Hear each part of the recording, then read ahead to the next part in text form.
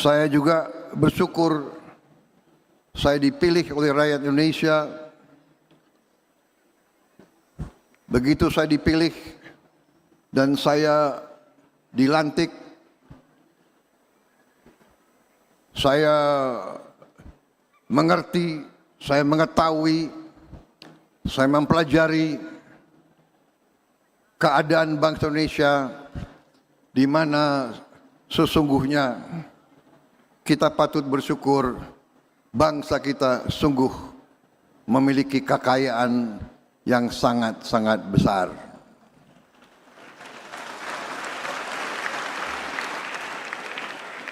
Namun tantangan yang kita hadapi juga sangat besar.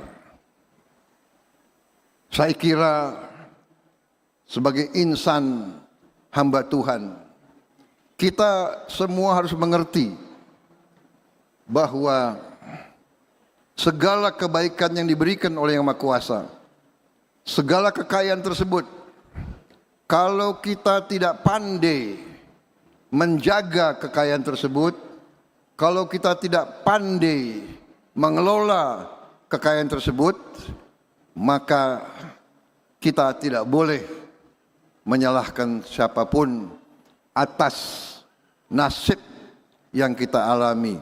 Saudara-saudara sekalian, pada kesempatan ini saya ingin menyampaikan bahwa sesungguhnya di tengah dunia yang penuh ketidakpastian, penuh gejolak, perang di mana-mana, kita harusnya bersyukur bahwa bangsa kita sampai hari ini mengalami keadaan damai. Kita mengerti negara sebesar ini pasti ada perselisihan faham, ada konflik, ada perseteruan, ada persaingan.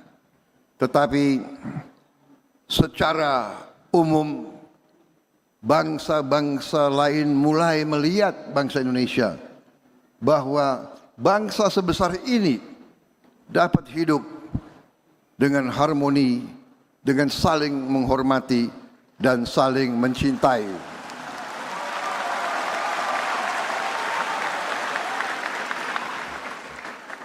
Saudara-saudara sekalian, baru saja keluar sebuah survei dunia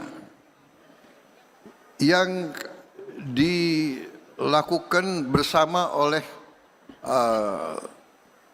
Harvard University dan Gallup Poll, di mana dari hampir 200 negara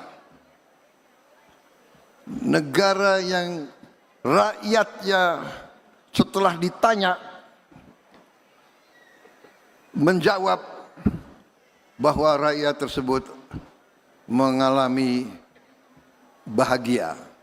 Negara yang paling nomor satu di dunia sekarang, rakyatnya mengatakan dia bahagia, adalah bangsa Indonesia.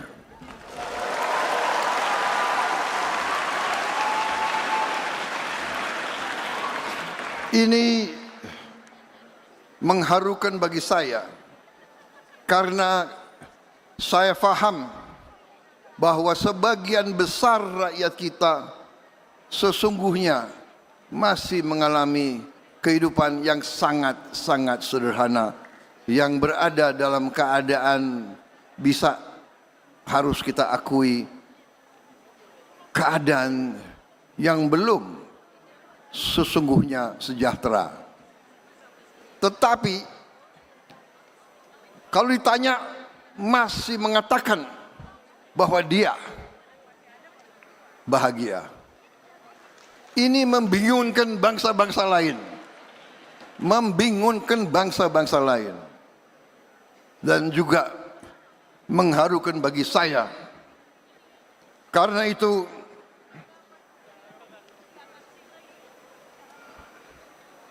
saya bersama pembantu-pembantu saya bekerja sangat keras.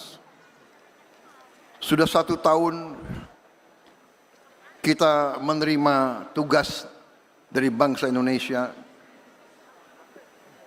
Saya dibantu oleh pembantu-pembantu saya. Orang-orang yang saya harus akui adalah orang-orang putra-putri terbaik bangsa Indonesia.